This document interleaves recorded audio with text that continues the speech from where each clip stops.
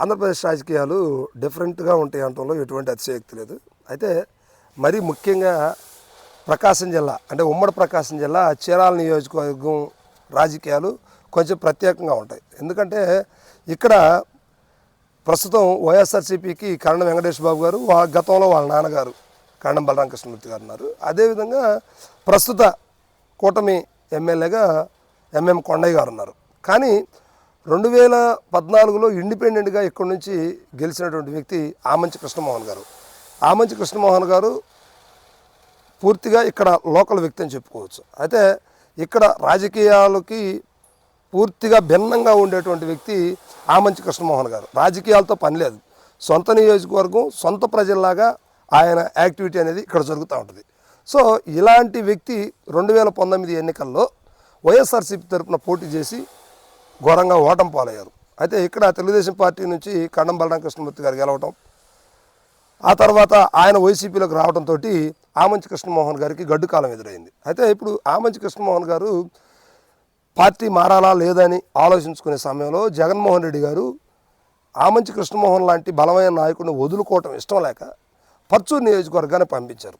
ఎట్టకేలకు ఎన్నికల టైంలో తర్వాత అవకాశం ఉంటే చీరాలకే వద్దు కానీ ప్రస్తుతానికి మీరు పర్చూరు నుంచి ఇన్ఛార్జిగా వ్యవహరించడానికి చెప్పడం జరిగింది. సో అంతవరతో కథ ముగిసిందని ఆమంచి అనుచరులందరూ కూడా అనుకున్నారు. కానీ కొన్నాళ్ళ పాటు అంటే సంవత్సరంన్నర పాటు పర్చూరు ఇన్ఛార్జిగా ఉండి మళ్ళా నాకు చీరాలే కావాలంటూ నాకు ఆ ఇన్ఛార్జ్ పదవి వద్దు, పార్టీ వద్దంటూ ఎన్నికల సమయానికి మళ్ళీ అడ్డం తిరిగి కూర్చున్నారు ఆమంచి కృష్ణమోహన్ గారు. సో 2019 ఎన్నికల్లో ఓటమి పాలైనప్పటికీ ఖచ్చితంగా కరణం బలరామకృష్ణమూర్తి గారికి 2024లో మరలా టికెట్ ఇచ్చే పరిస్థితిలో జగన్మోహన్ రెడ్డి గారు ఉన్నారు.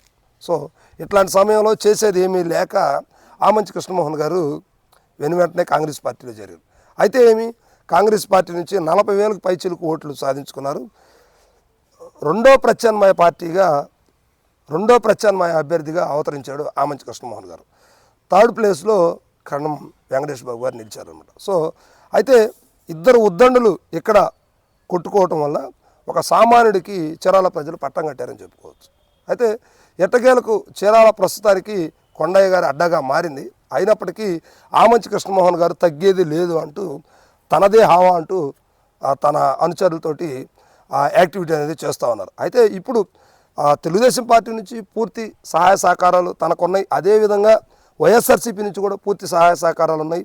ఆ పార్టీలోకి వెళ్ళాలా ఈ పార్టీలోకి వెళ్ళాలనేది ఒక సందిగ్ధం అయితే ఆమంచి కృష్ణమోహన్ గారి మధ్య నడుస్తూ ఉంది. అయితే ఇటీవల కాలంలో ఆమంచి కృష్ణమోహన్ గారు ఒక ఇంటర్వ్యూలో కూడా జగన్మోహన్ రెడ్డి గారికి 11 సీట్లు రావడానికి గల కారణాలు కూడా కొన్ని వివరించడం జరిగింది. సో కొన్ని అవి యాంటీతత్వంగా ఉన్నప్పటికీ ఆయనకు కూడా వైఎస్ఆర్సీపీని వదులుకోలేనటువంటి ఒక మనసు అనేది ఆయనలో ఆ మాటలను బట్టి అర్థమవుతా ఉంది. సో ఎట్టకేలకు మరలా వైసీపీలోకి వస్తారా లేదా తెలుగుదేశం పార్టీలోకి వెళ్తారనే ఆలోచనలు మనం ఒకసారి గమనిస్తే ప్రస్తుతానికి ఇంకా ఎన్నికలకి 2.5-3 సంవత్సరాల సమయం ఉంది కాబట్టి ప్రస్తుతానికి నేనైతే ఏమి తొందరపట్టలేదు, సమయాన్ని బట్టి చెప్తానంటూ మాట దాట వేస్తూ వెళ్ళారు ఆమంచి కృష్ణమోహన్ గారు. So thank you.